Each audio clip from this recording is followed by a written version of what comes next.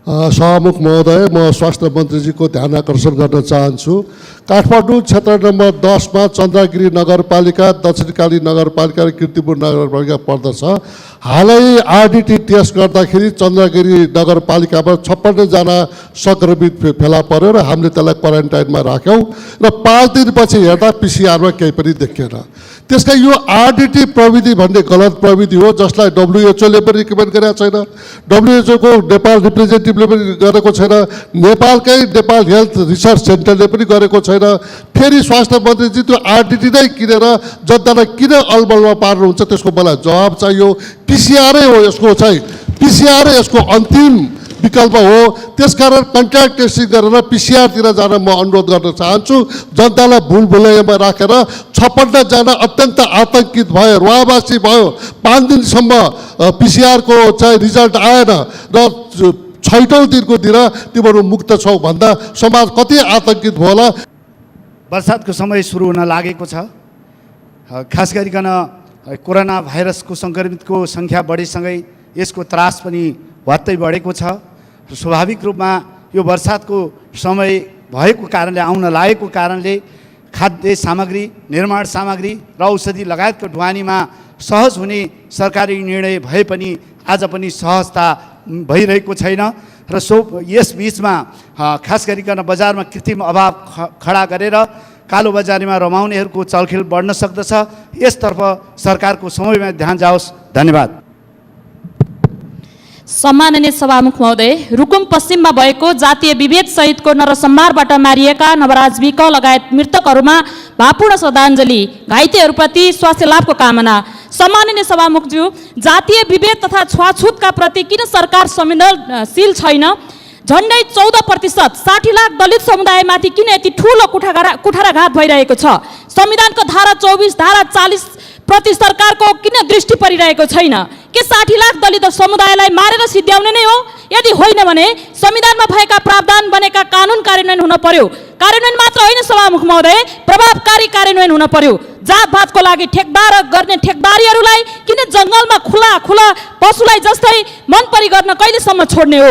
रुकुम पश्चिमको घटनामा मृतक परिवारलाई क्षतिपूर्ति सहित न्याय पाउन सकुन्, दोषी अपराधीहरूको यो या त्यो नाममा उम्कन नपाउन्, त्यो घटना उप राजनीति नहोस् र कुरा तोडमोड गरेर यदि अपराधीहरू उम्के भने त्यसको परिणाम ज्यादै नराम्रो हुनेछ।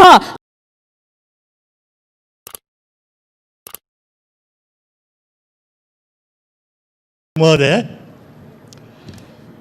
वीरगञ्ज महानगरपालिका वडा नम्बर 2 छपकैया निवासी हाम्रा केही मुस्लिम दाजुभाइहरू अहिले हरियाणाको कारागारमा थुनिएका छन्। त्यस सम्बन्धमा के कसो भएको हो र किन त्यहाँ थुनिएका छन्, यस विषयमा नेपाल सरकारको ध्यान आकर्षित गर्न चाहन्छु र ती हाम्रा दाजुभाइहरूलाई यथाशीघ्र स्वदेश फर्काउने व्यवस्था होस्। साथसाथै नेपाल फुटबल सङ्घका अध्यक्ष कर्मा छिरिङ शेर्पाजीले नेपाली समाजमा विभेदको बिर्जारोपण गरेको बुझिएको छ। उहाँहरूले मधेसीहरूलाई सेनाको माध्यम लगाएर राष्ट्रिय गान सिकाउँदैछु भन्ने यस्ता अभिव्यक्ति दिनुभएको हुनाले त्यस्ता अभिव्यक्ति दिने ती जिम्मेवार व्यक्तिलाई छानबिन गरी र आवश्यक कारबाहीको लागि म यस सम्माननीय सभामुखज्यू मार्फत माननीय श्री विमला नेपाली।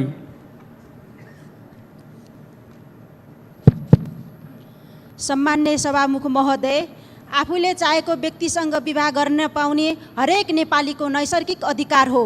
विवाह सम्बन्धी कानुनले जात धर्म चिन्दैन, मात्र 20 वर्ष पुगेको व्यक्ति चिन्छ।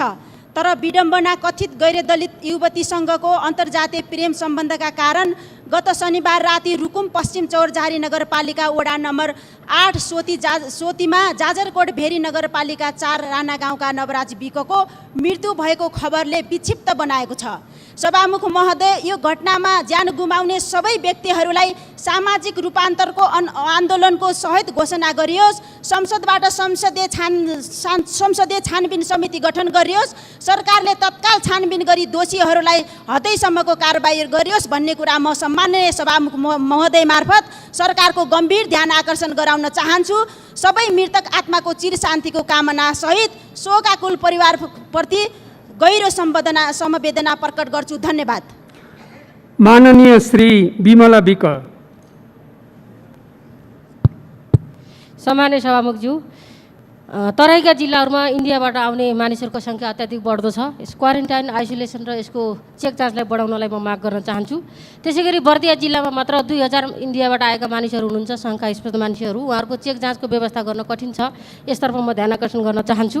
बर्दिया जिल्लाको मात्रै सन्दर्भमा कुरा गर्दा 10,000 भन्दा बढी मानिसहरू एक महिनामा इन्डियाबाट आउने कुरा छ, आइरहेको अवस्था छ। यसलाई परीक्षण गर्ने भिटिएम र आरडिटी र पिसिआर लगायतका सामग्रीहरूको अभावले अत्यन्त समस्या छ, यसतर्फ ध्यान आकर्षण गर्न चाहन्छु। सामान्य सभामुखज्यू, बर्दिया जिल्लामा पछिल्लो चरणमा कोरोना पोजिटिभहरूको सङ्ख्या बढ्दैछ। बाँकेमा कोरोना विशेष अस्पताल घोषणा गरे पनि बाँकेको सङ्ख्या बढ्दै जाँदा त्यसले त्यही व्यवस्थापन गर्न कठिन छ। त्यस कारणले गर्दा बर्दिया जिल्लामा कोरोना विशेष अस्पताल बनाउनको लागि म हार्दिक अनुरोध गर्न चाहन्छु नेपाल सरकारलाई। त्यसै गरी सामान्य सभामुखज्यू, स्थानीय तहहरूमा बजेटको अभाव भइसक्यो। अहिले केन्द्रमा जम्मा भएको बजेटहरू तल गएको छैन भन्ने गुनासो आइरहेको छ। पालिकाहरूले आफ्नो बजेटहरू खर्च गर्ने हो भने कुन शीर्षकबाट कसरी खर्च गर्ने हो, केन्द्रीय सरकारको तर्फबाट स्पष्ट खुलाएर पठाइदिनुको लागि समेत म माग गर्छु। धन्यवाद। मान्य श्री भरत कुमार शाह। सम्मान्य सभामुख महोदय, यो अहिले धानको बिउ राख्ने समय भइसकेको छ र 300% बढीसम्ममा धानको बिउहरू ब्ल्याकमा बेचिरहेको छन् र भारतबाट 20-30 किलो केही गरी ल्याएको किसानहरूलाई पनि पुलिसले जाजाती गर्ने, दुःख दिने एकदम प्रवृत्ति बढेको छ। यो रोकियोस्।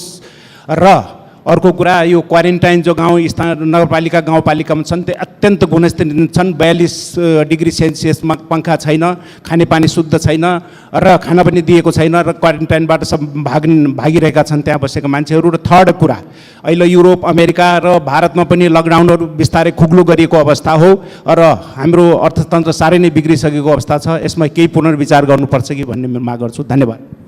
माननीय श्री भवानी प्रसाद खापुङ।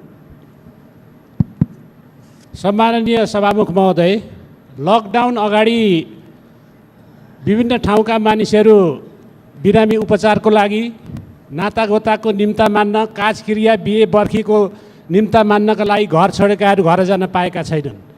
ठुल्ठुला सहरमा पढ्नको लागि र मजदुरी गर्नका लागि आएका मानिसहरू फर्किन पाएका छैनन्, तिनीहरू भोकभोकै मर्ने स्थिति छ। र गाउँमा खेतीको समय सुरु भएको छ र खेती गर्न उनीहरू घर जान पाएका छैनन् र उनीहरूलाई आफ्नो घरमा जाने व्यवस्था मिलाउनको लागि म सरकारसँग माग गर्दछु। धन्यवाद। माननीय श्री भीमसेन दास प्रधान। सम्माननीय सभामुख महोदय, कोरोना भाइरसको सङ्क्रमण दिनादिन बढ्दैछ र काठमाडौँका नाकाहरू राम्रोसँग सिल भएको छैन। रातभर मान्छे आवत जावत गर्ने गरेको सुन्न पाएको छ र अहिले काठमाडौँ महानगरपालिका लगायत 11वटा नगरपालिकामा क्वारेन्टाइनको व्यवस्था गर्यो सरकारले। सभामुख मार्फत भन्न चाहन्छु। र अहिले काठमाडौँको भ्रिकुर मण्डप अवस्थित एक्सपो हलमा 100 बेड क्वारेन्टाइन बनाओस् र साथसाथै सेनासँग रहेको मिलिट्री अस्पतालको भवन, त्रिचन्द्र अस्पताल, वीर अस्पतालको नयाँ भवन र दरगाह स्कुललाई क्वारेन्टाइन र आइसोबारको व्यवस्था गरियोस् र समयमै हामीले यो कुरा व्यवस्था गर्न सकेनौँ भोलि महामारी आउँदा हाम्रो पनि सक्दैनौँ। यो कुरा सरकार ध्यान जाओस्। धन्यवाद। माननीय श्री भैरव बहादुर सिंह।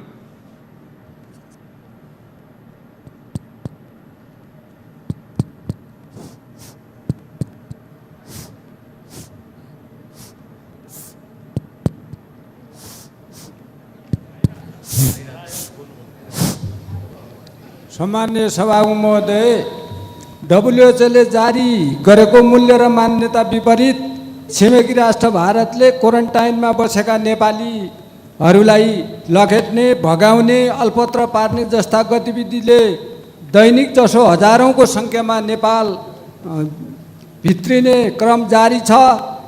जिल्लामा निर्माण गरिएका जिल्लामा निर्माण गरेका क्वारेन्टाइनहरूको अभाव सृजना भएको छ। तत्काल सुदूरपश्चिम प्रदेशमा स्वास्थ्य परीक्षण गर्न सम्बन्धित मन्त्रालयको ध्यान आकर्षण गर्दछु। धन्यवाद।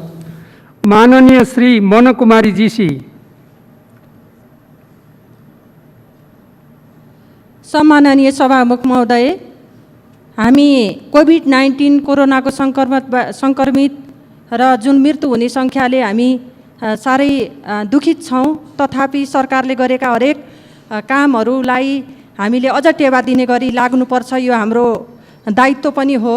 यति हुँदाहुँदै धौलागिरी अञ्चल अस्पताल कोरोनाको एउटा पीडित जिल्ला पनि पर्यो। 2 जना बिरामी सन्चो भइसक्नुभयो। अहिले फेरि बागलुङमा 6 जना बिरामीहरू देखिनु भएको छ भने देशमा पनि द्रुत गतिमा 772 जनालाई लागिसक्नु भनेको अब यो एकदमै बढिराखेको छ। यसतर्फ विशेष ध्यान जाओस्। त्यति हुँदाहुँदै रुकुमको जुन घटनाले नवराजदेखि लिएर जुन घटनाहरू भएको छ त्यसले हाम्रो मन मस्तिष्कलाई साह्रै छिया पारेको छ र गृह मन्त्रालयले आफै नै तत्परता देखाएर जुन छानबिन आयोग बनाउनु भएको छ त्यसमा सबै हामी लागेर अब यस्ता काण्डहरू नदोहोरिने गरी अगाडि बढौँ भन्न पनि चाहन्छु। माननीय श्री महेन्द्र कुमारी लिम्बू।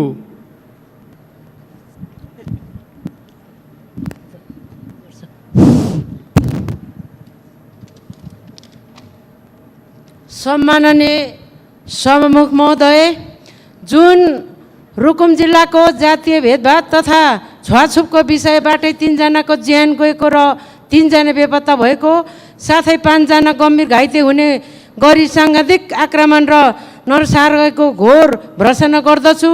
साथै निष्पक्ष छानबिनको लागि सर्वदलीय संसदीय छानबिन समिति गठन गर्न सभामुख समक्ष माग गर्दछु र जुन मृतकहरूप्रति श्रद्धाञ्जली पनि अर्पण छु र सभामुख महोदयको साथै आदरणीय गृहमन्त्रीज्यूलाई म के अनुरोध गर्छु भने निर्मला पन्थको जस्तो हुन्छ छानबिन भनेर यो ढुस्स नहोस् र तुरुन्तै सर्वदलीय समिति बनाउनु माग गर्छु। धन्यवाद। जय नेपाल।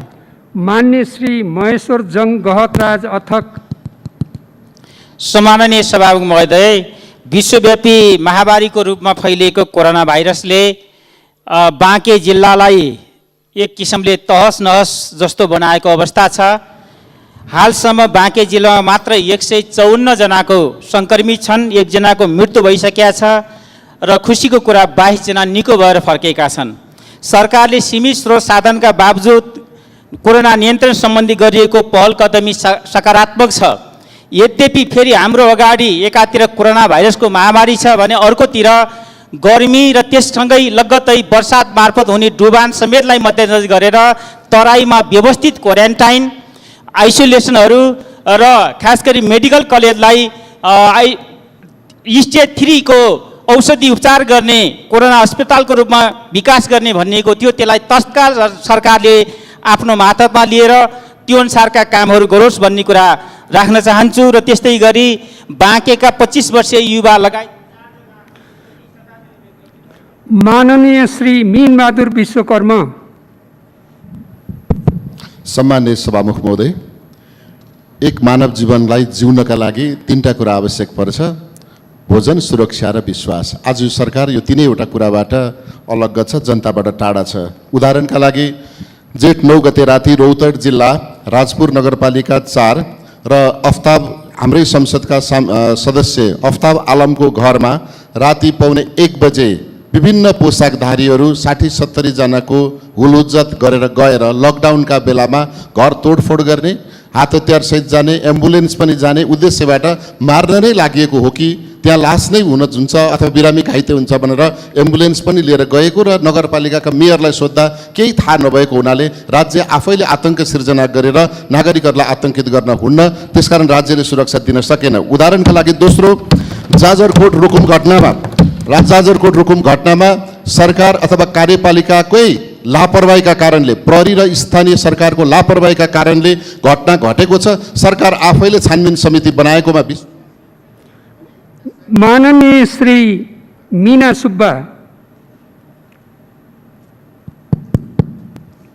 सम्माननीय सभामुख महोदय, नेपाल सरकारद्वारा भारतीय अधिक्रमणमा परेको विपुले कालापानी लिम्पियाधुर सहितको प्राणभन्दा प्यारो मातृभूमि नेपालको नक्सामा मात्र पनि देख्दा म हर्षित भएकी छु। धन्य सरकार। भारतको 5 नक्साले प्रष्ट नेपालीको भूमि औँलाएको छ। सुगौली सन्धि अनुरूप भारतकै तर्फबाट विभिन्न कालखण्डमा जारी नक्सा देखाएर नेपाल सरकारले वार्तामा बस्न पटक पटक पहल गर्दा पनि भारत सरकारले किन आलटाल गरिरहेको छ? त्यो भूमि हाम्रो हो, हामी 1 इन्च पनि छाड्ने छैनौँ। गोर्खालीका सन्तान हो हामी। हाम्रो भूमि फिर्ता गर्न खुट्टा नकमाइकन उच्च स्तरीय कूटनीति गठन गरी, टोली गठन गरी अगाडि बढ। सरकार म सभामुख मार्फतबाट सरकारको ध्यान आकर्षण गर्न चाहन्छु। धन्यवाद। माननीय श्री मिनेन्द्र प्रसाद रिजाल।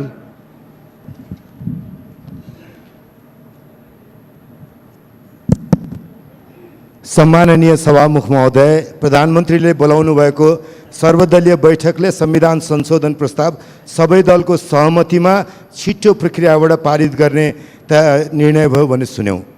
खुसी लाग्यो। यो हाम्रो कर्तव्य पनि हो। अहिलेसम्म यस्ता बैठकका निष्कर्ष सहभागी नेताले आफ्ना दललाई जानकारी दिने चलन छ। अब हामी राजनीतिक सङ्क्रमणको चरणमा छैनौँ। संविधान सम्मत राजनीतिक अभ्यास र परम्परा स्थापित गर्दैछौँ। त्यस्ता बैठक अझ विशेषतः संसदीय गतिविधिसँग सम्बन्धित बैठकका निष्कर्ष सरकारको तर्फबाट प्रधानमन्त्री वा संसदीय व्यवस्था मन्त्रीले संसदलाई जानकारी दिने परम्परा सुरु गरौँ। त्यसपछिको छलफल र निष्कर्षको प्रत्यक्ष प्रसारण र संसदीय अभिलेखबाट आज र चिरकालसम्म आम नागरिकको जानकारीमा यस्तो कुरा रहनेछ। संसदीय उत्तरदायित्व सुनिश्चित हुनेछ। संविधानको मर्म र भाव यही हो। संसदीय सार्वभौमिकता पनि यही हो। सभामुख महोदय र प्रधानमन्त्रीज्यूलाई नम्रतापूर्वक तर गम्भीर रूपमा यो चलन प्रारम्भ गर्न अनुरोध गर्न चाहन्छु। धन्यवाद। माननीय श्री मोहन बानिया।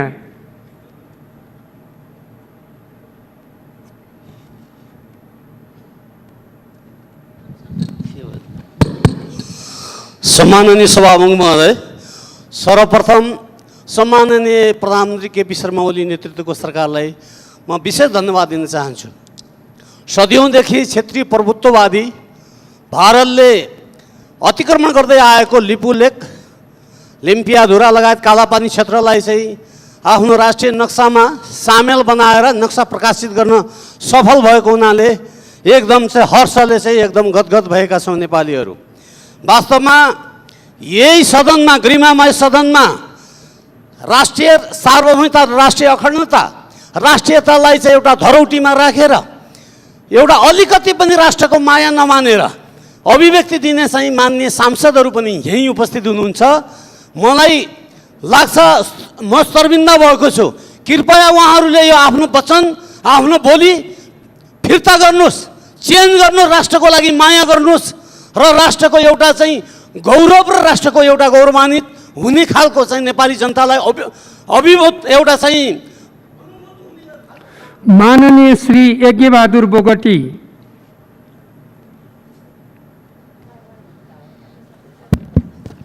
सम्माननीय सभामुख महोदय, विश्व कोरोना महामारीबाट आक्रान्त छ। त्यही सन्दर्भमा हाम्रो अछाम जिल्लाबाट धेरै हजारौँ अछामी दाजुभाइहरू भारतमा गएर रोजीरोटी गर्ने अवस्थामा आज त्यो महामारीका कारण जिल्ला फर्कनु पर्ने परिस्थिति भएको छ। असुरक्षित रूपमा हजारौँ मान्छे जिल्ला प्रवेश गरेका छन्। उनीहरूको पिसिआर टेस्ट भएको छैन। त्यसका निम्ति किटको अभाव जिल्लामा रहेको छ। त्यो व्यवस्थापन गर्नका निम्ति सरकारसँग म जोरदार माग गर्न चाहन्छु। र त्यसका साथसाथै महामारीकै लकडाउनकै कारणले काठमाडौँ आएर विद्यार्थीहरू बसिरहेको अवस्थामा अहिले उनीहरूलाई खानुको समस्या छ। उनीहरूलाई आफ्नो जिल्लामा जानका निम्ति सरकारले आवश्यक व्यवस्था गरोस् भन्ने जोरदार माग गर्न चाहन्छु। धन्यवाद। माननीय श्री यज्ञराज सुनवार।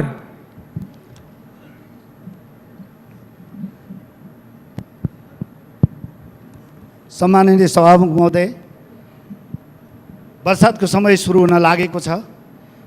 खास गरिकन कोरोना भाइरसको सङ्क्रमितको सङ्ख्या बढेसँगै यसको त्रास पनि वात्तै बढेको छ। स्वाभाविक रूपमा यो बर्सातको समय भएको कारणले, आउन लागेको कारणले खाद्य सामग्री, निर्माण सामग्री र औषधि लगायतको ढुवानीमा सहज हुने सरकारी निर्णय भए पनि आज पनि सहजता भइरहेको छैन। र यस बिचमा खास गरिकन बजारमा कृत्रिम अभाव खडा गरेर कालोबजारीमा रमाउनेहरूको चलखेल बढ्न सक्दछ। यसतर्फ सरकारको समयमा ध्यान जाओस्। धन्यवाद। माननीय श्री यशोदा गुरुङ सुवेदी। सम्माननीय सभामुखज्यू, गत जेठ गते रुकुम चौरजारी भेरी किनारमा भएको पाशविक हत्याको घटनाको जति निन्दा गरे पनि पुग्दैन। सो घटनाको अति राजनीतिकरण हुँदाखेरि दोषीले सजाय नपाउने र पीडितले न्याय नपाउने स्थिति हुन जान्छ। तसर्थ म दोषी उप कडा कारबाहीको माग गर्न चाहन्छु र अति राजनीतिकरण नहोस् भन्ने कुरामा सतर्क रहन म सरकारको ध्यान आकर्षण गर्न चाहन्छु। सम्माननीय सभामुखज्यू, यो समय नेपालको मुख्य खेती धान खेतीको समय हो। कोरोनाको कहरले थिचिएका किसानहरू मल र बिउको अभावमा छटपटिरहेको अवस्था छ। तसर्थ म कोरोनाबाट मुक्त कोरोनाबाट राहत दिनको लागि र किसानलाई दुखेको घाउमा मलमपट्टी लगाउनको लागि उनीहरूलाई मल र बिउको उपलब्ध गराएर खेती। माननीय श्री रङ्गमती साई।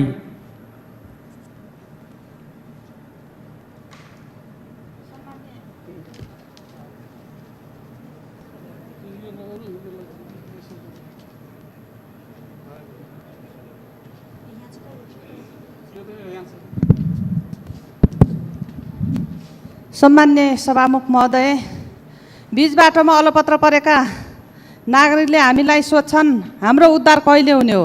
हामीलाई सरकारसँग सोध्छु, सरकारले स्वास्थ्य परीक्षण गर्ने किट र क्वारेन्टाइनको अभाव छ भनेर जवाब पाउँछु।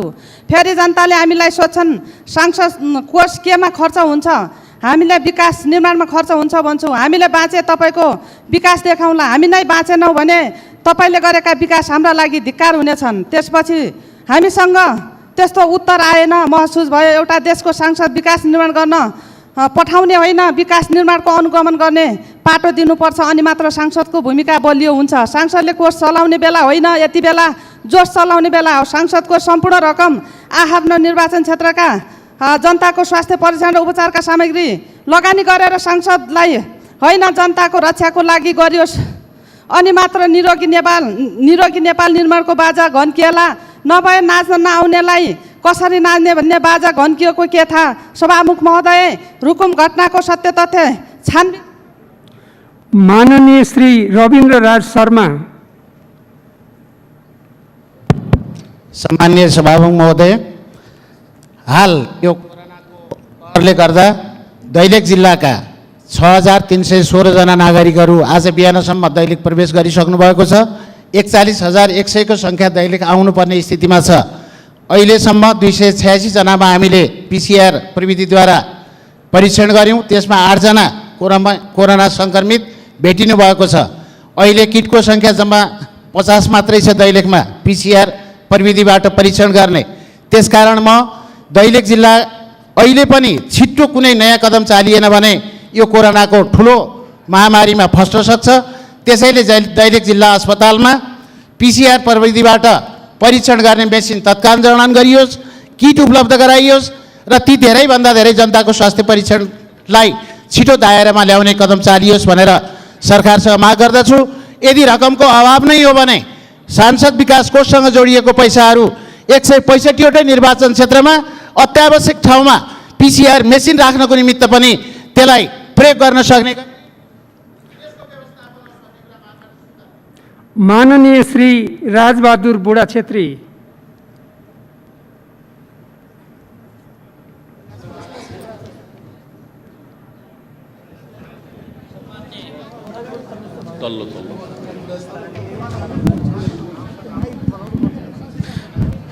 सम्मान्य सभामुखज्यू, अलि थोरै गल्ती भएछ। पहिले भारतमा यो महामारी नफैलिँदै आफ्नो नागरिक देशभित्र भित्राएको भए राम्रो हुन्थ्यो। अहिले त्यो हामीले गर्न सकेनौँ, रोकेर राख्यौँ। अहिले नागरिक मात्रै आउने होइन, कोरोना सहित बोकेर एकैचोटि यो भेल बगिरहेको छ। धेरै नाकाहरूमा हजारौँको दरले देश भित्रिएका छन्। यसबेला व्यवस्थापन गर्न गाह्रो भएको छ। स्थानीय सरकार र स्थानीय प्रशासनलाई हम्मे परेको छ। एकातिर बजेटको समस्या छ, अर्कोतिर जनशक्ति व्यवस्थापन गर्न भौतिक सुविधाको कारणले गाह्रो भइरहेको छ। त्यसैले केन्द्र सरकार र प्रदेश सरकारले स्थानीय तहलाई आवश्यक रकमको तुरुन्त व्यवस्था गरिनुपर्छ ताकि आफ्नो सिमानामा आएका जनतालाई आफ्नो स्थानीय तहसम्म ओसार पसार गर्न सजिलो हुन्छ। साथसाथै क्वारेन्टाइनको व्यवस्था गर्न सजिलो हुन्छ, खानको व्यवस्था गर्न सजिलो हुन्छ। त्यो अहिले रकमको अभाव भएको कुरा धेरै ठाउँबाट आइरहेको छ। माननीय श्री राजेन्द्र कुमार केसी। सभामुख महोदय, म स्वास्थ्य मन्त्रीजीको ध्यान आकर्षण गर्न चाहन्छु। काठमाडौँ क्षेत्र नम्बर 10 मा चन्द्रगिरी नगरपालिका, दक्षिणकाली नगरपालिका र कीर्तिपुर नगरपालिका पर्दछ। हालै आरडिटी टेस्ट गर्दाखेरि चन्द्रगिरी नगरपालिकामा 56 जना सङ्क्रमित फेला पर्यो र हामीले त्यसलाई क्वारेन्टाइनमा राख्यौँ र 5 दिनपछि हेर्दा पिसिआरमा केही पनि देखिएन। त्यसका यो आरडिटी प्रविधि भन्ने गलत प्रविधि हो, जसलाई WHO ले पनि रिकमेन्ड गरेको छैन, WHO को नेपाल रिप्रेजेन्टेटिभले पनि गरेको छैन, नेपालकै नेपाल हेल्थ रिसर्च सेन्टरले पनि गरेको छैन।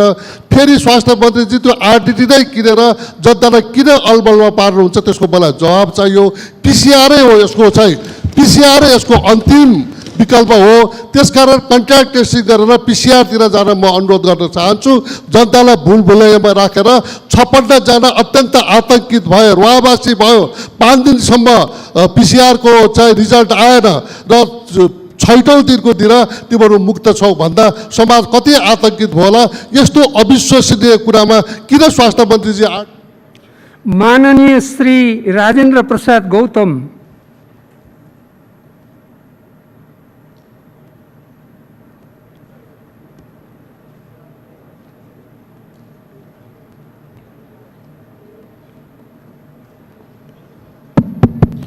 सम्मानित सभामुख महोदय, संक्रामक कोरोना भाइरसको रोकथाम गर्न गरिएको देशव्यापी लकडाउन भएको आज 65 दिन पुग्दैछ। यो अवधिमा सार्वजनिक यातायात, कल कारखाना, विद्यालय, निजी सरकारी कार्यालय बन्द रहँदा सामाजिक र आर्थिक जीवन ठप्प छ। आर्थिक वृद्धिको यो सङ्कुचनले सबैभन्दा बढी निम्न वर्ग चेपुवामा परेको छ। हुँदा खाने र हुने खानेको बीचको खाडल गहिरिँदो छ। यो पृष्ठभूमिमा पनि क्लास डिभाइड अर्थात् वर्गीय विभाजन प्रष्ट देखिएको छ। समाजमा विद्यमान विभेद, असमानताले निर्धोलाई बढी प्रभावित गरिरहेको छ। कोरोनाको महामारीले पनि त्यसलाई नै बढी प्रभावित गरेको छ। 72 सालको महाभूकम्पमा पनि 3% गरिबी बढेको थियो। यो सामाजिक आर्थिक विभेद र असमानता हटाउन जोखिममा रहेका वर्गका लागि विशेष कार्यक्रम ल्याउन सरकारसँग जोरदार माग गर्दछु। धन्यवाद। माननीय श्री रामबहादुर विष्ट। सम्माननीय सभामुख महोदय, भारतलाई ब्रिटिस उपनिवेशबाट मुक्ति दिलाउन स्वतन्त्र सङ्ग्रामको लडाईँ भारत छोडो आन्दोलनमा नेपालीहरूको महत्त्वपूर्ण भूमिका रहेको इतिहास छ।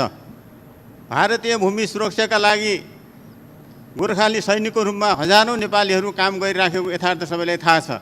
नेपालले यति ठुलो गुण लगाएको ऋण तिर्नु त कता हो कता, उल्टै भारत सरकारले महाकाली, लिपुलेख र लिपियाधुरा समेत गरी 335 वर्ग किलोमिटर क्षेत्र अतिक्रमण गरी मुखमा राम बगलीमा छुराको सिद्धान्त लागू गर्न भारत सरकारलाई लाज लागेन। यसको म घोर निन्दा गर्दछु। सरकारले सीमा विवाद जस्तो राष्ट्रिय मुद्दामा प्रमुख प्रतिपक्ष र आम जनताहरूको साथ पाइराखेको यो अवस्थामा कूटनीतिक क्षेत्रमा सरकार कति सफल कति असफल भयो भन्ने कुरा सरकारको लागि परीक्षणको घडी हुनेछ। मौकाको फाइदा उठाई कूटनीतिक पहल गरी आफ्नो देशको भूमि सुरक्षित राख्न सरकारले तदारुकता देखाओस् भनी ध्यान आकृष्ट गर्न चाहन्छु। हवस्, धन्यवाद। माननीय श्री रेखा कुमारी।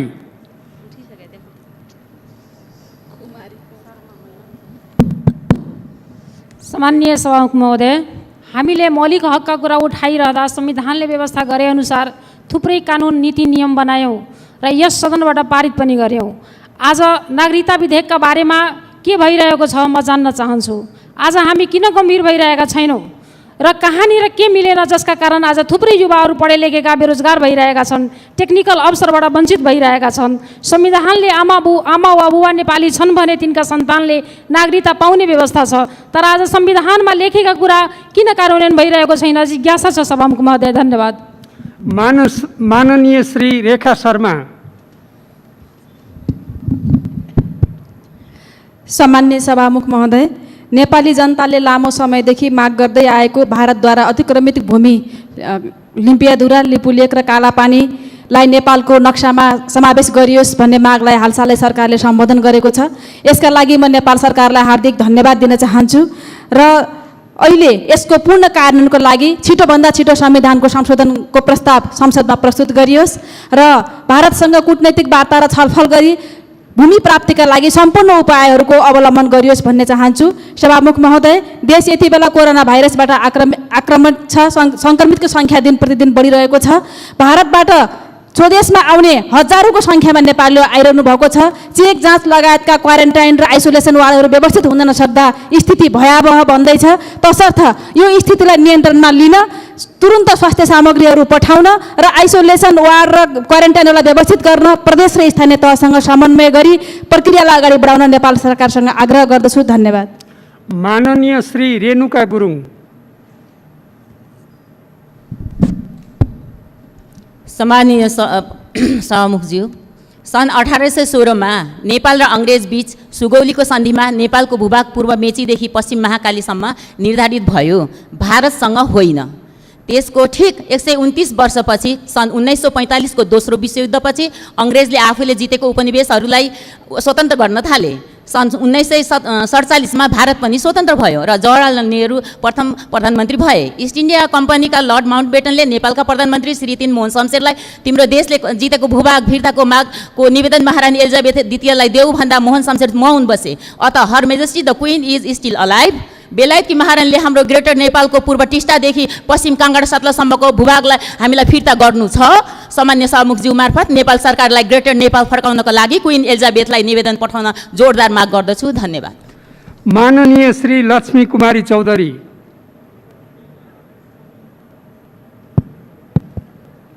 सम्मान्य सभामुख महोदय, कोरोना महामारीको कारण सुदूरपश्चिम एकदमै सङ्क्रमितमा छ, उच्च जोखिममा छ। किनभने भारतबाट दैनिक जसो हजारौँ सङ्ख्यामा भारतबाट नेपाली नागरिकहरू आइरहेको छन्। त्यसैले यसको परीक्षणको लागि के अरे पिसिआर विधि नै एकदम उत्तम विधि भएकोले यसको परीक्षणको दायरा पिसिआर माध्यमबाट नै सबै जिल्लाहरूमा एकदम व्यवस्थित रूपमा पठाउनको लागि म नेपाल सरकारको ध्यान आकर्षण गर्न चाहन्छु। त्यसै गरी अहिले कोरोनाको महामारी सँगसँगै अहिले बर्सातको समय भएको हुनाले कृषिका लागि मल बिउ बिजनहरूको लागि पनि सरकारले समयमै नै यसको ध्यान दियोस् भनेर म सरकारको ध्यान आकर्षण गर्न चाहन्छु। धन्यवाद। माननीय श्री लक्ष्मी परियार। सम्माननीय सभामुख महोदय, रुकुम पश्चिममा भएको जातीय विभेद सहितको नरसंहारबाट मारिएका नवराज विक लगायत मृतकहरूमा भावपूर्ण श्रद्धाञ्जली, घाइतेहरूप्रति स्वास्थ्य लाभको कामना। सम्माननीय सभामुखज्यू, जातीय विभेद तथा छुवाछुतका प्रति किन सरकार संवेदनशील छैन? झन्डै 14%, 60 लाख दलित समुदायमाथि किन यति ठुलो कुठाराघात भइरहेको छ? संविधानको धारा 24, धारा 40 प्रति सरकारको किन दृष्टि परिरहेको छैन? के 60 लाख दलित समुदायलाई मारेर सिद्ध्याउने नै हो? यदि होइन भने संविधानमा भएका प्रावधान बनेका कानुन कार्यान्वयन हुन पर्यो। कार्यान्वयन मात्र होइन सभामुख महोदय, प्रभावकारी कार्यान्वयन हुन पर्यो। जातभातको लागि ठेकदार गर्ने ठेकदारीहरूलाई किन जङ्गलमा खुला पशुलाई जस्तै मनपरी गर्न कहिलेसम्म छोड्ने हो? रुकुम पश्चिमको घटनामा मृतक परिवारलाई क्षतिपूर्ति सहित न्याय पाउन सकुन्, दोषी अपराधीहरूको यो या त्यो नाममा उम्कन नपाउन्, त्यो घटना उप राजनीति नहोस् र कुरा तोडमोड गरेर यदि अपराधीहरू उम्के भने त्यसको परिणाम ज्यादै नराम्रो हुनेछ। सम्माननीय सभामुखज्यूलाई अनुरोध। माननीय श्री मातृका प्रसाद यादव।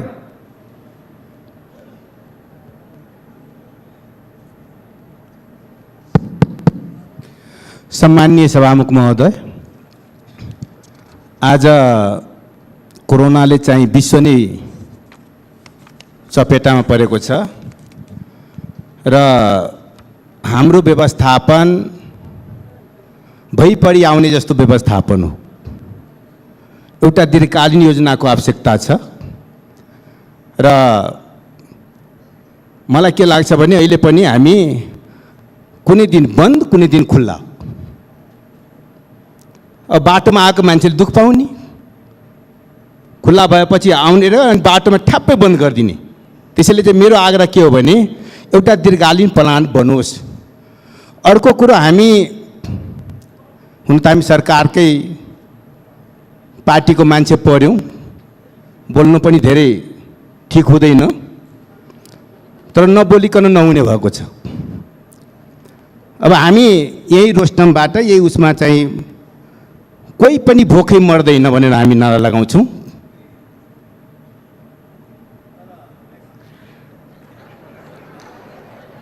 मान्य सदस्यहरू, अब प्रतिनिधि सभाका सचिव श्री गोपालनाथ योगीलाई राष्ट्रिय सभामा उत्पत्ति भएको नेपाल विशेष सेवा विषेक 2076 का सम्बन्धमा राष्ट्रिय सभाबाट प्राप्त सन्देश टेबल गर्न अनुमति दिन्छु।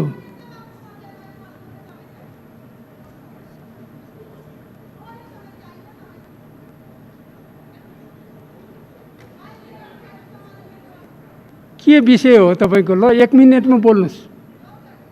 1 मिनेट।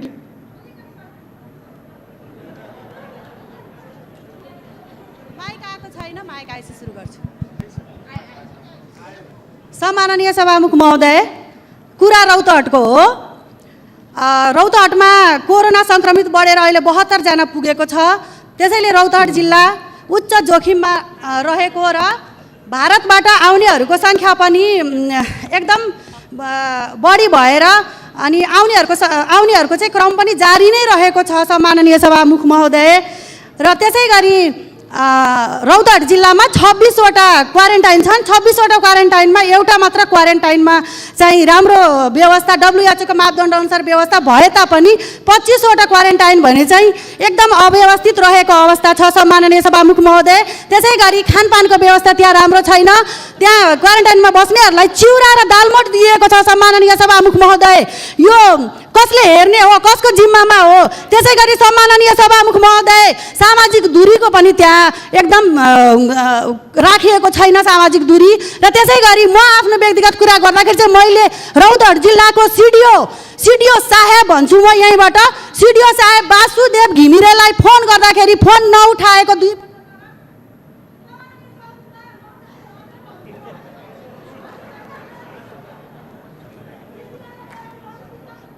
समय सिद्धि अटोमेटिक काटिएको हो।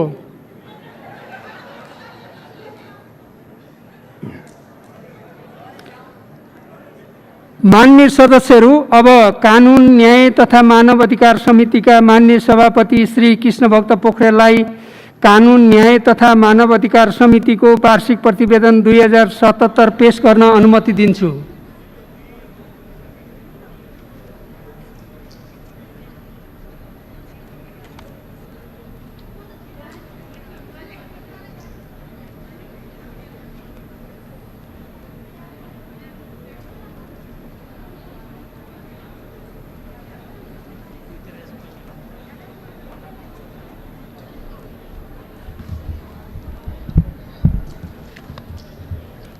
सम्माननीय सभामुख महोदय, राज्यको उत्पत्तिसँगै जनताको हित र कल्याणका निमित्त विभिन्न स्वरूपका शासन प्रणाली अवलम्बन हुँदै आएका छन्। राज्यले अवलम्बन गर्ने शासन प्रणालीमा समयानुकूल परिवर्तन आए तापनि मानिसको नैसर्गिक र जन्मसिद्ध अधिकारको रूपमा रहेको मानवाधिकारको सम्मान, संरक्षण र परिपूर्ति सम्बन्धी दायित्व राज्यको नै रहेको छ। बहुदलीय प्रतिस्पर्धात्मक सङ्घीय लोकतान्त्रिक गणतन्त्रात्मक संसदीय शासन प्रणालीको सुनिश्चित गरिएको नेपालको संविधानमा लोकतन्त्रको संस्थागत विकासका लागि मानवाधिकारको संरक्षण र सम्वर्धन गर्दै विधिको शासन कायम गर्ने कुरालाई विशेष जोड दिएको छ। हामीले अवलम्बन गरेको शासन प्रणालीमा शक्तिको सर्वोच्च स्रोत नेपाली जनतामा निहित रहेको छ। सार्वभौम सत्ता सम्पन्न जनताको मतबाट निर्वाचित जनप्रतिनिधिहरूले प्रतिनिधित्व गर्ने वैधानिक थलो संसद हो। संविधानको सर्वोच्चता, विधिको शासन, नागरिक स्वतन्त्रता, मौलिक अधिकार, पूर्ण प्रेस स्वतन्त्रता, स्वतन्त्र निष्पक्ष र सक्षम न्यायपालिका, आबादिक निर्वाचन जस्ता लोकतन्त्रका मूलभूत मान्यतालाई आत्मसात गर्दै यो समिति कानुन निर्माणमा कटिबद्ध रहेको छ।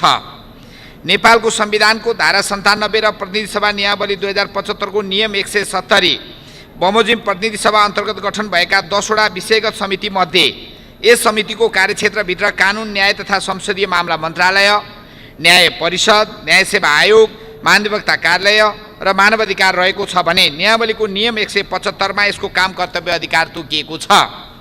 सभामुख महोदय, व्यक्तिको जन्मसिद्ध नैसर्गिक अविभाज्य प्राकृतिक विश्वव्यापी र अहरणीय अधिकारको रूपमा रहेको मानवाधिकारको संरक्षण सम्वर्धन र परिपूर्ति गर्ने दायित्व राज्यको भएको हुँदा सो सम्बन्धमा यस समितिले मानवाधिकारको उल्लङ्घन हुन नदिन सरकार र सम्बन्धित पक्षलाई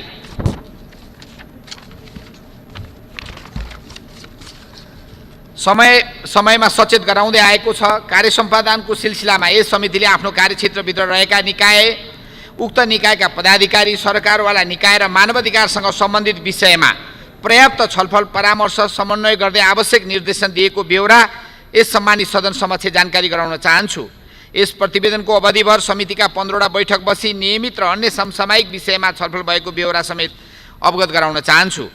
त्यस्तै यस अवधिमा समितिका सम्पूर्ण मान्य सदस्यहरू, गण्डकी प्रदेश सभाका सदस्यहरू र संवैधानिक क्षेत्रका विज्ञहरूको सहभागितामा पहिलो प्रादेशिक संवैधानिक सम्मेलन पोखरामा सम्पन्न गरी संविधानका अन्तर्वस्तु र यसका कार्यान्वयनको सम्बन्धमा प्रकाश पार्ने काम भएको छ। अन्तर्राष्ट्रिय संसदीय अभ्यास र मानवाधिकारसँग सम्बन्धित विषयमा विदेशी विज्ञलाई समेत आमन्त्रण गरी अन्तर्क्रिया बैठकहरू गरिएको छ। त्यसै गरी मानवाधिकार सम्बन्धी 5औं राष्ट्रिय कार्ययोजना 76, 77 र 80, 81 माथि घनीभूत छलफल गरी उक्त छलफलमा मान्य सदस्यहरूले राख्नुभएको विचार र विज्ञहरूबाट प्राप्त सुझावलाई एकीकृत गरी नेपाल सरकार, प्रधानमन्त्री तथा मन्त्री परिषद कार्यालयमा पठाइएको छ। सभामुख महोदय, संसदको प्रमुख कार्यविधि निर्माण पनि यस समितिले सफलता हासिल गरेको छ। यस सम्बन्धमा समितिमा प्रशासकीय अदालतको सम्बन्धमा गर्न बनेको विधेयक 75, प्रमाण ऐन विधेयक 2075 गरी 2वटा विधेयक प्राप्त हुन आएको थियो। उक्त दुवै विधेयक राष्ट्रिय सभामा उत्पत्ति भई प्रतिनिधि सभाबाट दफावार छलफलको लागि यस समितिलाई प्राप्त भएको थिए। यसरी प्राप्त भएका दुवै विधेयक र उपर समितिले यथासमयमै सरकारवालाहरूलाई सहभागिता घनीभूत छलफल गरी आवश्यक परिमार्जन सहित सर्वसम्मतिले पारित गरी सोको प्रतिवेदन प्रतिनिधि सभामा पेश गरेकोमा उक्त दुवै विधेयक सभाबाट पारित भइसकेका छन्।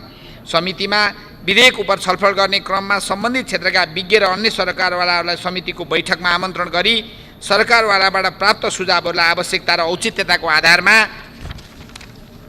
ग्रहण गरिएको छ। समितिले आफ्नो जिम्मेवारी र कार्यक्षेत्र अन्तर्गत परेका ऐनमा तदारुकताका साथ छलफल गरी संविधान र कानुनद्वारा निर्देशित महत्त्वपूर्ण र गहनतम जिम्मेवारी यथासमयमै सम्पन्न गरेको छ। सभामुख महोदय, विश्वभर महामारीको रूपमा फैलिएको कोभिड-19ले मानव जातिको अस्तित्वमाथि नै भयावह सङ्कट सिर्जना गरिरहेको वर्तमान जटिल एवं कठिन परिस्थितिमा समेत समिति क्रियाशील रहेको छ। यस परिप्रेक्ष्यमा आधुनिक सूचना प्रविधिको उपयोग मार्फत भर्चुअल रूपमा तथा मान्य सदस्यहरूको भौतिक उपस्थितिमा छलफल गरी कोरोना रोकथाम, नियन्त्रण, उपचार, वैदेशिक रोजगारका क्रममा अल्पत्र परेका नेपालीको तत्काल उद्धार, सीमामा अल्पत्र परेका नेपालीको उचित सम्बोधन, देशभित्र न्यूनतम सेवा सुविधा सहितको क्वारेन्टाइनका निर्माण र लकडाउनका कारण सहाराविहीन बनेका सङ्गठित र असङ्गठित क्षेत्रका श्रमिकहरूलाई मानवाधिकारको पूर्ण प्रत्याभूति गराउन नेपाल सरकारलाई न्याय बमोजिमको निर्देशन गरिएको छ। उपत्यका लगायत देशभर स्वास्थ्य संस्थामा जनसङ्ख्याको चाप अनुसार आइसियु र आइसोलेसन बेड पर्याप्त व्यवस्था गर्ने र कोरोना भाइरसको परीक्षणका लागि आवश्यक उपकरण, किट्स, मास्कको सञ्चय गरी अत्यावश्यक औषधि सहित चिकित्सा टोली तत्काल व्यवस्था मिलाउन स्वास्थ्य तथा जनसङ्ख्या मन्त्रालय मार्फत नेपाल सरकारको ध्यानकर्षण गराउने। नेपाल सरकारले सबै प्रदेश, स्थानीय तह, सरकारी, सामुदायिक, निजी स्वास्थ्य संस्थाबीच आवश्यक समन्वय कायम गरी प्रत्येक प्रदेशमा यसको परीक्षण र उपचारको लागि आवश्यक व्यवस्था मिलाउन स्वास्थ्य तथा जनसङ्ख्या मन्त्रालय मार्फत नेपाल सरकारलाई ध्यानकर्षण गराउने भनेर गरेका थियौँ। यो कार्यान्वयन पनि भइ नै सकेका छ। प्रत्येक स्वास्थ्य संस्थामा विशेषज्ञ चिकित्सक टोलीको स्वास्थ्य परीक्षण र उपचारमा संलग्न चिकित्सकहरूको उच्च मनोबल र विशेष सुरक्षाको सुनिश्चितता गर्न र स्वास्थ्य तथा जनसङ्ख्या मन्त्रालय मार्फत नेपाल सरकारलाई ध्यानकर्षण गराउने। मास्क, औषधि लगायत दैनिक खाद्य पदार्थको बजारमा देखिएको कृत्रिम अभाव एवं कालो बजारलाई नियन्त्रण गर्न प्रभावकारी बजार अनुगमन गर्ने र अनुगमनको क्रममा भेटिएका अवांछित कार्यमा संलग्न जोसुकैलाई तत्काल कडा कारबाही गर्न नेपाल सरकार गृह मन्त्रालय र उद्योग वाणिज्य तथा आपूर्ति मन्त्रालयलाई निर्देशन गर्ने। क्षमताभन्दा बढी कैदीबन्दी रहेकोमा कारागारमा कोरोना भाइरसको उच्च जोखिम हुने हुँदा कारागारको क्षमताभन्दा बढी कैदी भएकोमा हटाउनेतर्फ विद्यमान कानुनको कार्यान्वयन गरी वा थप कानुनी प्रावधान गरी प्रबन्ध गरी व्यवस्थापन गर्ने र कारागारमा तत्काल हुन सक्ने जोखिम न्यूनीकरणको प्रयास गर्न गृह मन्त्रालयलाई निर्देशन गर्ने। कोरोना भाइरसको जोखिम बढ्दै गइरहेको अवस्थामा नागरिकको खान पाउने हक, स्वास्थ्य उपचारको हक जस्ता मौलिक हकको वञ्चित हुने अवस्था सिर्जना भएकाले नागरिकको उक्त हकको पूर्ण सुनिश्चितता गर्न र विपदको घडीमा राहत पाउने नागरिकको मौलिक हक भएकाले नागरिकको मौलिक हकको रक्षा गर्न गृह मन्त्रालय मार्फत नेपाल सरकारको ध्यानकर्षण गराउने, विदेशमा अलपत्र परेका नेपाली नागरिकको हकमा आफ्नो देशमा फर्कन चाहने नागरिकलाई अहिले बसेकै ठाउँमा बस्न सक्ने सहज वातावरण बनाउन वा घर फिर्ता गर्ने तर्फको कार्ययोजना निर्माण गरी तत्सम्बन्धी कार्य तत्काल अगाडि बढाउन गृह मन्त्रालय मार्फत नेपाल सरकारको ध्यानकर्षण गराउने, विपद व्यवस्थापन सम्बन्धी मौजुदा ऐन विपद व्यवस्थापन 2074लाई केन्द्रदेखि स्थानीय तहसम्म तत्काल कार्यान्वयन गरी दीर्घकालीन विपदका योजनाहरू समेत निर्माण गर्ने कार्यमा गृह मन्त्रालयलाई निर्देशन गर्ने, असहाय एकल तथा विधवा महिला र अपाङ्गता भएका व्यक्तिलाई वितरण गर्दै आएको सामाजिक सुरक्षा भत्तालाई निरन्तरता दिन सामाजिक सुरक्षा ऐन 2075लाई संशोधन गर्न, सोको संशोधन विधेयक सङ्घीय संसदको चालु अधिवेशन अर्थात् यही अधिवेशनमा चाहिँ पेश गर्न नेपाल सरकार गृह मन्त्रालयको ध्यानकर्षण गराउने, कोरोना महामारीको कारणले लकडाउनको समयमा घटेका जातीय विभेद, छुवाछुत, बलात्कार, हत्या जस्ता घटनामा यस समितिको गम्भीर ध्यानकर्षण भएको छ। यस क्रममा धनकुटा मोरङमा जिल्लाका दलित बालिकामाथि भएको सामूहिक बलात्कार, कपिलवस्तु र रुकुम पश्चिममा भएको जातीय भेदभाव, सामूहिक हत्या तथा व्यक्ति बेपत्ता, पाँथर जिल्लामा जबरजस्ती गराइएको गर्भपतन, कास्कीको पोखरामा दलित भएकै कारणले क्रियापुत्री भवन प्रयोग गर्न नदिएका लगायतका घटनाहरूको तत्काल छानबिन गरी दोषी उपर कारबाहीको प्रक्रिया अगाडि बढाउन नेपाल सरकारलाई ध्यानकर्षण गराउने, कोरोना भाइरस विरुद्धको लडाइँमा सम्पूर्ण राजनीतिक दलहरूले देखाएको राजनीतिक एकता र प्रतिबद्धताको सराहना गर्दै सम्पूर्ण राजनीतिक दल र तिनका भातृ सङ्गठन, गैर सरकारी संस्था लगायत नागरिक समाजको संयुक्त प्रयासबाट जनचेतना अभिवृद्धिका कार्यक्रम बस्ती स्तरसम्म पुर्याउन आह्वान गर्ने। समितिको यो वार्षिक प्रतिवेदन सभा समक्ष पेश गर्दै गर्दा समेत कोरोनाको सङ्क्रमण फैलिने दर र सङ्क्रमित व्यक्तिहरूको सङ्ख्यामा समेत आएको वृद्धिले समितिले निर्देश गरेका उपयुक्त निर्देशनहरू अझै पनि उत्तिकै सान्दर्भिक र महत्त्वपूर्ण रहेको बेहोरा सभा समक्ष निवेदन गर्न चाहन्छु। सभामुख महोदय, आगामी दिनमा विषयगत समितिलाई थप क्रियाशील र प्रभावकारी बनाउन समितिमा रहेका राजनीतिक दलका सदस्यहरूबीच थप सहकार्य र समन्वय हुनुपर्ने, छलफलका विषयमा दोहोरोपन हुन नदिन समिति सभापतिहरूसँग बैठकलाई नियमित गरी समिति समन्वयमा ध्यान दिनुपर्ने, समितिका मान्य सदस्य र कर्मचारीको क्षमता अभिवृद्धि गर्नुपर्ने, समितिलाई आवश्यक पर्ने आधुनिक पूर्वाधार भौतिक स्रोत साधन व्यवस्था हुनुपर्ने, समिति र सरकार बीचको सम्बन्धलाई सुमधुर बनाई अगाडि बढ्नुपर्ने आवश्यकता महसुस भएको छ। त्यस्तै मानवाधिकारको अवस्थामा सुधार ल्याउन र न्यायमा जनताको सहज पहुँच सुनिश्चित गर्न र संविधानको कार्यान्वयन र संहितालाई सफल पार्न समितिले विभिन्न समयमा सम्बन्धित निकायलाई दिएका प्रतिवेदनमा उल्लेखित निर्देशन सुझावहरूको कार्यान्वयन तत्त निकाय र अधिकारीहरूको ध्यानकर्षण हुनुपर्ने देखिन्छ। समितिले सुझाएका सुझाव र दिएका निर्देशनहरूको कार्यान्वयनबाट समृद्ध र आधुनिक र न्यायपूर्ण नेपाल निर्माण गर्न थप टेवा पुग्ने मैले विश्वास लिएको छु। यसका साथै मुलुकमा कोभिड-19 को महामारी आउने दिनमा थप भयावह र जटिल बन्न सक्नेतर्फ मध्यनजर गर्दै प्रविधिको प्रयोग मार्फत गरिने समितिको भर्चुअल छलफल र बैठकलाई कानुनी मान्यता प्रदान गर्न प्रतिनिधि सभा नियमावलीमा आवश्यक संशोधन गर्न जरुरी देखिएको कुरा सभा समक्ष म विनम्र अनुरोध गर्न चाहन्छु।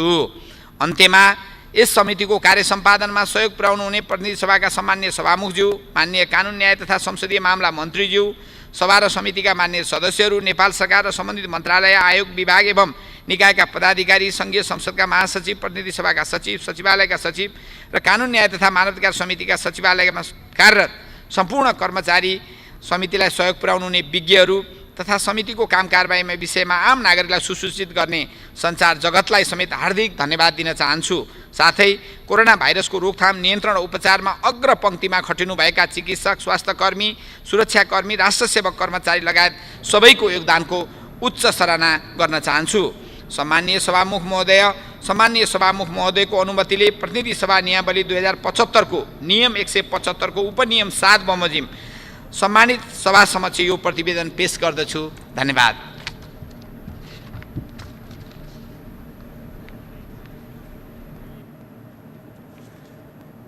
मान्य सदस्यहरू, अब शिक्षा तथा स्वास्थ्य समितिका मान्य सभापति श्री जयपुरी घरतीलाई मदन भण्डारी विज्ञान तथा प्रविधि विश्वविद्यालय विधेयक सम्बन्धी समितिको प्रतिवेदन 2076लाई पेश गर्न अनुमति दिन्छु।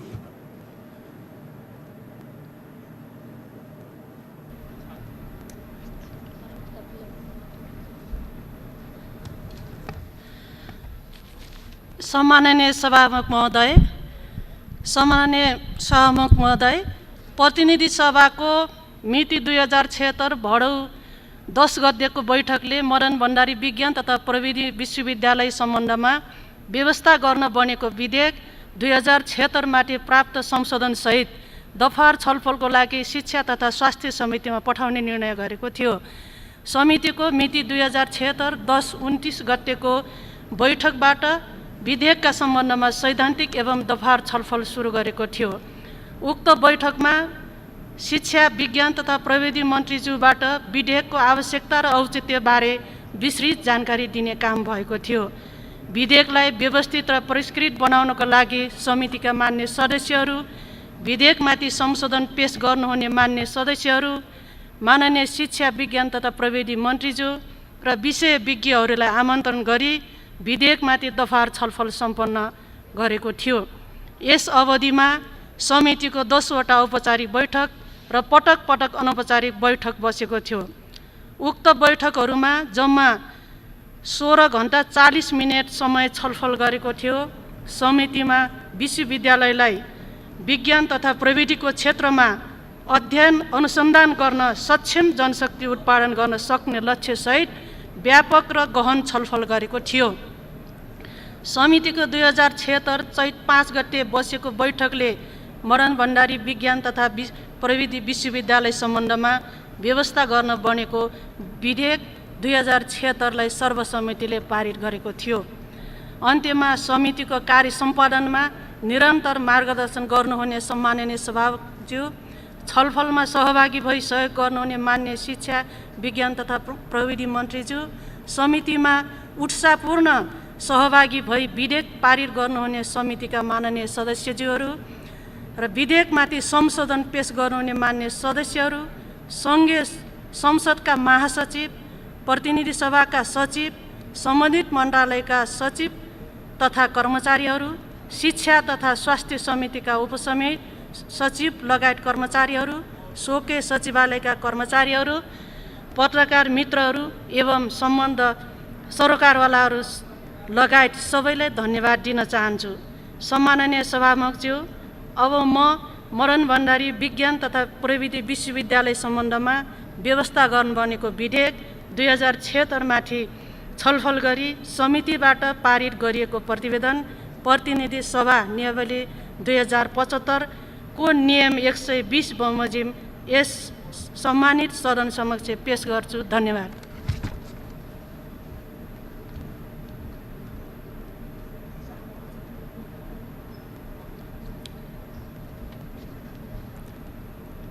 मान्य सदस्यहरू, अब मान्य शिक्षा विज्ञान तथा प्रविधि मन्त्री श्री गिरिराजमणि पोखरेललाई रेडियोधर्मी पदार्थको नियमन सम्बन्धी विधेयक 2076 माथि राष्ट्रिय सभाबाट भएको संशोधनमाथि विचार गरियोस् भन्ने प्रस्ताव प्रस्तुत गर्न अनुमति दिन्छु।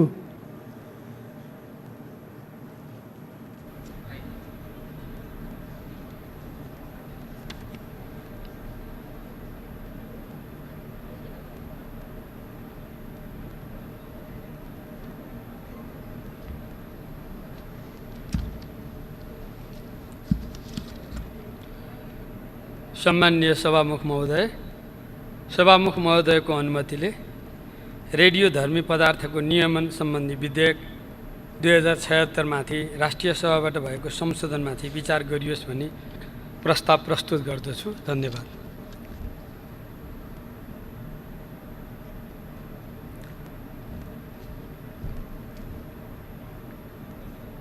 मान्य सदस्यहरू, अब उक्त प्रस्तावमाथिको छलफल प्रारम्भ हुन्छ। मान्य सदस्यहरू, यस छलफलमा रेडियोधर्मी पदार्थको नियमन सम्बन्धी विधेयक 2076 माथि राष्ट्रिय सभाबाट भएको संशोधनमाथि मात्र छलफल हुने बेहोरा अनुरोध गर्दछु।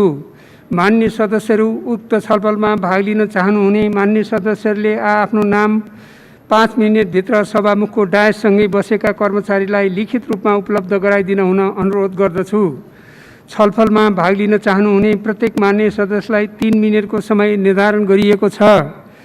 सर्वप्रथम माननीय श्री प्रेम सुवाल।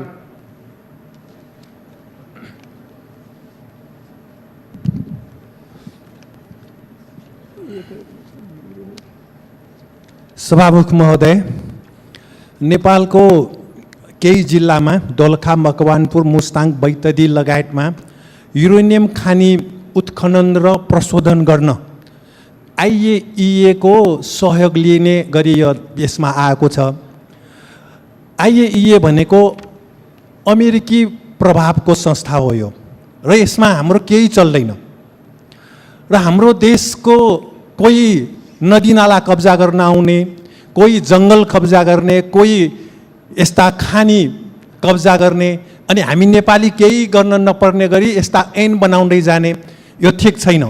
भर्खरै हामीले सामाजिक सुरक्षा भत्ता ऐन 20 महिना अगाडि बनाएको रहेछ, त्यो पनि हतारमा भनेर आएको छ पत्र पत्रिकामा 2 महिनामा।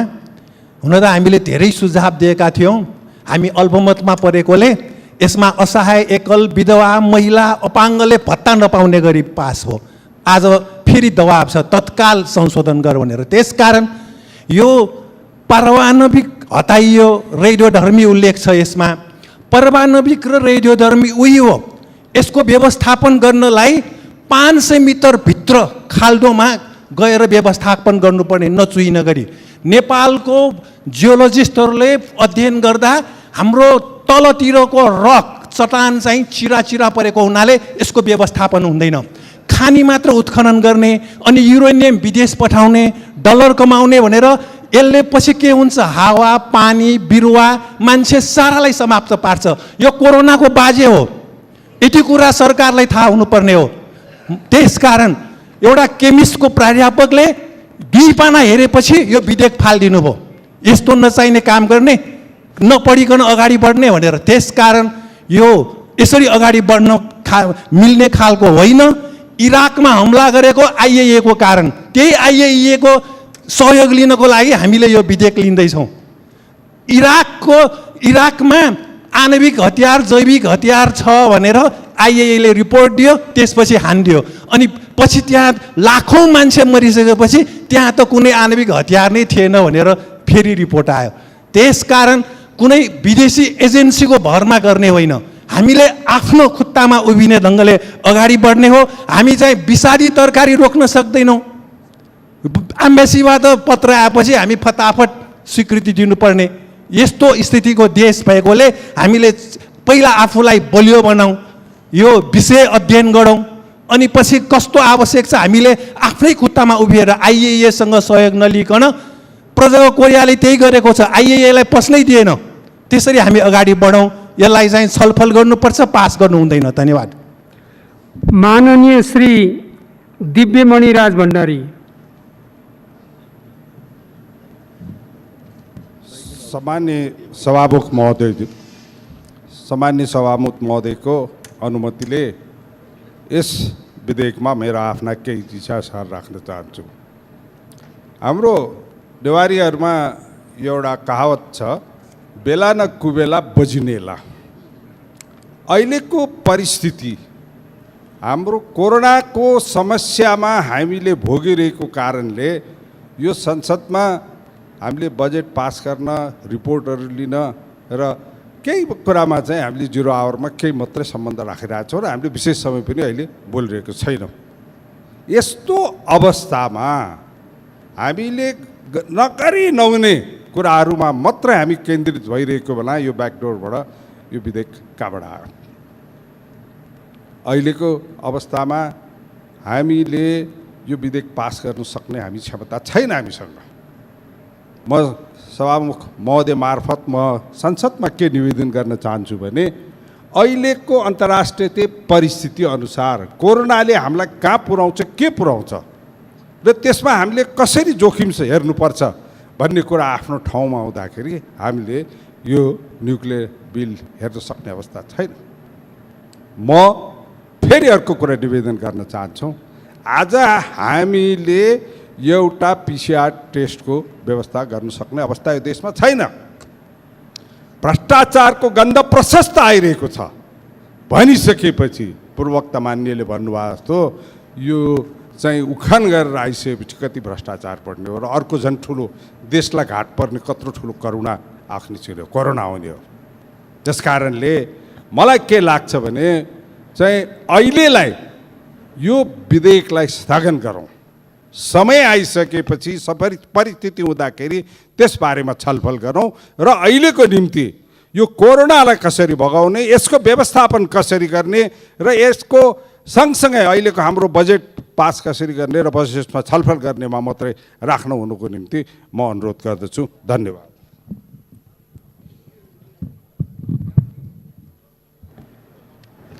मान्य सदस्यहरू, अब मान्य शिक्षा विज्ञान तथा प्रविधि मन्त्री श्री गिरिराजमणि पोखरेललाई छलफलमा उठेका प्रश्नहरूको जवाफ दिन अनुमति दिन्छु।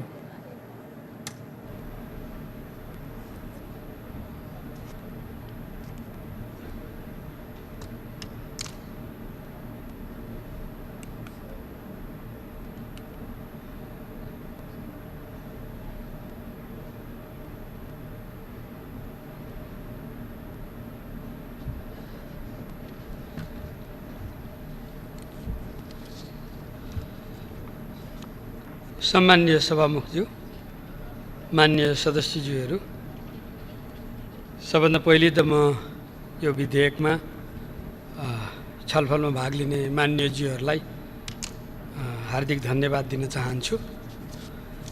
म यो विधेयकको सन्दर्भमा उठेका केही विषयलाई स्पष्ट पार्न चाहन्छु। नेपालमा आयनीकरण गर्ने विकिरणको प्रयोग धेरै समय अघिदेखि भइरहेको छ। विशेष गरी स्वास्थ्य क्षेत्रमा यसको उपयोग बढी मात्रामा भएको छ भने कृषि, पशु, उद्योग लगायतका क्षेत्रमा समेत प्रयोग भएको छ।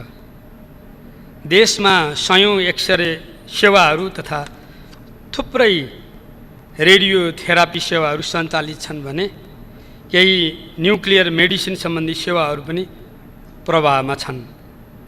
यस्तो खालका सेवा प्रवाह गर्ने स्थानमा सयौं कर्मचारीहरू कार्यरत छन्। स्वास्थ्य क्षेत्रका सेवाहरूबाट हजारौं बिरामीहरूले सुविधा लिएका छन्। त्यसको वरिपरि सर्वसाधारणहरूको जीवन जोडिएको छ। विकिरणको असर तत्काल नदेखिए तापनि दीर्घकालीन असर गम्भीर हुन्छ। अत त्यस्ता किसिमका विकिरणजन्य सेवा एवं विकिरण उत्सर्जन गर्ने पदार्थहरूको नियमन गरी सबैलाई सुरक्षा संरक्षण गर्न अत्यन्त जरुरी छ। हाल नेपाल सरकारले केवल पारमाणविक पदार्थको नियमन सम्बन्धी निर्देशिका 2072 का आधारमा यसलाई नियमन गर्दै आइरहेको छ। Nepal treaty on non proliferation of nuclear weapon पक्ष राष्ट्र भएको र सोसँग सम्बन्धित कम्प्रिहेन्सिभ सेफगार्ड एग्रिमेन्टमा समेत हस्ताक्षर गरेको परिप्रेक्ष्यमा पारमाणविक पदार्थको कानुनी व्यवस्थाद्वारा नियमन गर्नु नेपालको अन्तर्राष्ट्रिय दायित्वभित्र समेत पर्दछ। नेपालमा प्रस्तुत विषयसँग सम्बन्धित विशेष कानुन नभएकोले महत्त्वपूर्ण क्षेत्रमा यसको प्रयोगलाई विस्तार गर्न नसकिएको एकातर्फ छ भने अर्कोतर्फ देशभित्र रेडियोधर्मी पदार्थको उपयोग सुरक्षित रूपमा भइरहेको छ भने अन्तर्राष्ट्रिय जगतलाई विश्वास दिलाउने बलियो कानुनी आधार समेत रहेको छैन। यो पृष्ठभूमिमा पारमाणविक प्रविधि र आयनीकृत विकिरणको सुरक्षित र शान्तिपूर्ण प्रयोग, रेडियोधर्मी स्रोतहरूको सुरक्षा र संरक्षण, पारमाणविक पदार्थ, रेडियोधर्मी पदार्थ तथा संयन्त्रको अनधिकृत प्रयोग हुनबाट बचाई आयनीकृत विकिरणबाट पर्न सक्ने प्रतिकूल प्रभावबाट सर्वसाधारणको जीवधनको सुरक्षा तथा वातावरण संरक्षण गर्ने सम्बन्धमा आवश्यक कानुनी व्यवस्था गर्न वाञ्छनीय भएकोले नेपाल सरकारले सम्मानित सभा समक्ष पारमाणविक तथा रेडियोधर्मी पदार्थको सुरक्षित तथा शान्तिपूर्ण प्रयोग सम्बन्धमा व्यवस्था गर्न बनेको विधेयक प्रस्तुत गरेको बेहोरा मान्य सदस्यज्यूहरूलाई पुनः स्मरण गराउन चाहन्छु। सम्मान्य सभामुख महोदय, सुरुमा यो विधेयक सम्मानित सभामा पेश हुँदा पारमाणविक पदार्थको उपयोग नेपाल सरकारका साथै विभिन्न क्षेत्रले गर्न पाउने व्यवस्था समावेश भएको थियो। सदनभित्र र सदन बाहिर उठेका विचारहरूलाई समेत ध्यान दिँदै सम्मानित सभाको शिक्षा तथा स्वास्थ्य समितिमा छलफल हुँदा राष्ट्रिय सुरक्षा तथा तयारीका हिसाबले हाललाई नेपालमा भएको पारमाणविक पदार्थ सम्बन्धी स्रोतको अनुसन्धानसम्म गर्ने र देशलाई आवश्यक पर्ने रेडियो आइसोटोप्स उत्पादनका लागि साइक्लोट्रोन प्रविधि प्रयोग गर्ने गरी सरकारी स्वामित्वमा एक अनुसन्धान केन्द्रको समेत स्थापना गर्ने व्यवस्था समावेश गरिएको थियो।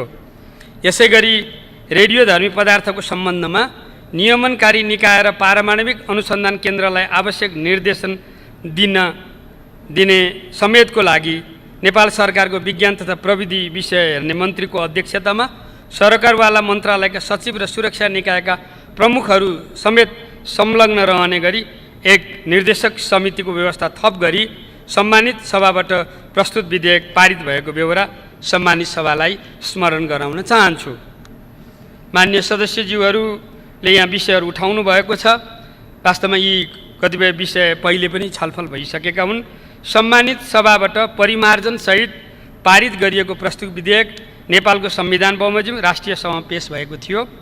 सम्मानित सभाबाट परिमार्जनसहित पारित भएको विधेयकमा समाविष्ट विषयहरूलाई राष्ट्रिय सभा र सो अन्तर्गतको विधान व्यवस्थापन समितिमा अत्यन्त सकारात्मक रूपमा ग्रहण गरिएको बेहोरा सम्मानित सभालाई अवगत गराउँदछु। साथै यस विधेयकमा राष्ट्रिय सभामा अत्यन्त न्यून सङ्ख्यामा संशोधन पेश भई पारित भएको बेहोरा समेत निवेदन गर्दछु। यसै सन्दर्भमा विधेयकमा विकिरण तथा रेडियोधर्मी पदार्थको उपयोगको विषय समेटिएकोले विधेयकको नाममा उपयोग भन्ने शब्द थप भएको छ। यसैगरी नियमनकारी निकायको स्वरूपका सम्बन्धमा थप स्पष्ट हुनुपर्छ भन्ने मान्य सांसदज्यूहरूको सुझाव भएकोले जनस्वास्थ्य, कानुन, परमाणु विज्ञान लगायतका विषय सम्बद्ध कर्मचारीहरू समेत रहने गरी विभाग सरहको एक नियमनकारी निकाय स्थापना गर्ने विषयलाई स्पष्ट पारिएको छ। यसका अतिरिक्त कानुन र न्यायका सर्वमान्य सिद्धान्तसँग मेल नखाने कतिपय विषयहरू जस्तो मापदण्ड, निर्देशिका तथा कार्यविधिका आधारमा सजाय हुने गरी भएको विधेयकको व्यवस्था हटाइएको छ भने विधेयक पारित भइसकेपछि ऐन लागू गर्न केही समय आवश्यक पर्छ भन्ने राष्ट्रिय सभाका मान्य सांसदज्यूहरूको सुझावका आधारमा ऐन प्रमाणीकरण भएको मितिले 31औं दिनबाट प्रारम्भ हुने व्यवस्था विधेयकमा समावेश गरी राष्ट्रिय सभाबाट यो विधेयक सर्वसम्मतिले पारित भएको बेहोरा समेत सम्मानित सभालाई सहर्ष जानकारी गराउन चाहन्छु। सम्मान्य सभामुख महोदय, प्रतिनिधि सभाबाट परिमार्जनसहित पारित भएको यो विधेयक राष्ट्रिय सभाबाट थप परिपक्व भई सम्मानित सभामा पेश भएको छ। प्रस्तुत विधेयक सम्मानित सभाबाट पारित भए पश्चात रेडियोधर्मी पदार्थको सम्बन्धमा कानुनी व्यवस्था हुनुपुगी त्यस्ता पदार्थको उपयोग र नियमनमा सजगता हुनुका साथै नेपालले आयनीकरण गर्ने विकिरणको उपयोग सुरु रूपमा गर्न सक्छ भन्ने सन्देश पनि यसबाट प्रवाह हुनेछ। साँच्चै यो एउटा अत्यन्तै प्राविधिक प्रकृतिको विधेयक हो जुन रुचि, चासो र गम्भीरताका साथ मान्यज्यूहरूले यसमा आफ्नो अमूल्य समय र योगदान दिनुभएको छ। त्यसको लागि म यहाँहरू सबैलाई धन्यवाद दिन चाहन्छु। अहिले कोभिडकै बेलामा पनि हामीले स्वाब टेस्ट गरिरहेका छौँ र यो प्रविधिको प्रयोग नगरिकन वास्तवमा हामी अहिलेको अवस्थामा यस्ता महामारीहरूलाई सम्बोधन गर्न पनि सक्दैन रहेछौँ भन्ने कुरा अहिलेकै परिस्थितिले पनि प्रश्न पारेको छ। त्यसकारण म यो विधेयक वास्तवमा यतिखेर नेपाली जनताको, नेपालको आफ्नो आवश्यकताको आधारमा नै ल्याइएको म अनुरोध गर्दै यसलाई परिष्कृत बनाउने भूमिका खेल्ने सबै मान्यज्यूहरूप्रति हार्दिक आभार प्रकट गर्दै म आफ्नो जवाफ यहीँ टुङ्ग्याउँदछु। धन्यवाद।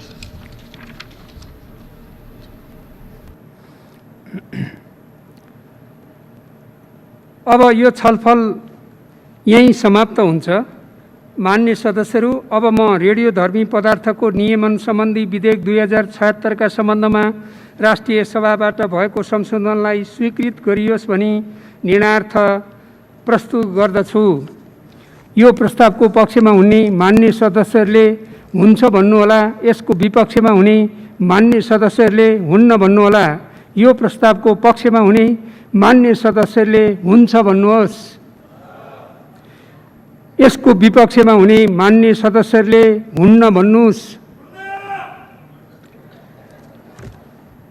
हुन्छ भन्ने पक्षका मान्य सदस्यहरूको बहुमत भएकोले रेडियोधर्मी पदार्थ उपयोग तथा नियमन विधेयक 2076 का सम्बन्धमा राष्ट्रिय सभाबाट भएको संशोधन बहुमतले स्वीकृत भएको घोषणा गर्दछु।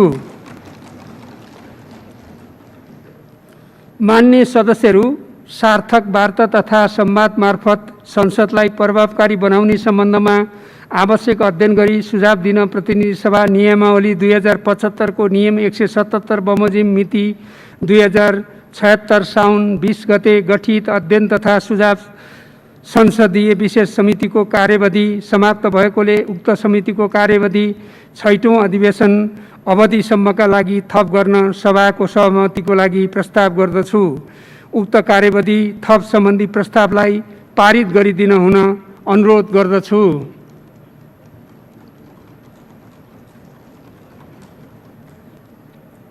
उक्त प्रस्ताव सर्वसम्मतिले पारित भएको घोषणा गर्दछु। मान्य सदस्यहरू, मान्य अर्थमन्त्रीबाट नेपालको संविधानको धारा 119 बमोजिम आर्थिक वर्ष 2077-78 को राजस्व र व्ययको अनुमान बजेट मिति 2077 जेठ 15 गते बिहिबार दिनको 4 बजे सङ्घीय संसदको दुवै सदनको संयुक्त बैठकमा पेश गर्ने कार्यक्रम भएकोले सो बमोजिम प्रतिनिधि सभाका सम्पूर्ण मान्य सदस्यहरू उक्त दिनको 3:45 बजे अगाडि नै प्रतिनिधि सभाको बैठक कक्षमा उपस्थित हुनुभई आफ्नो आसन ग्रहण गरिदिन हुन अनुरोध गर्दछु। मान्य सदस्यहरू, अब प्रतिनिधि सभाको अर्को बैठक 2077 साल जेठ 15 गते बिहिबार साँझ 6 बजे बस्ने गरी यो बैठक स्थगित हुन्छ।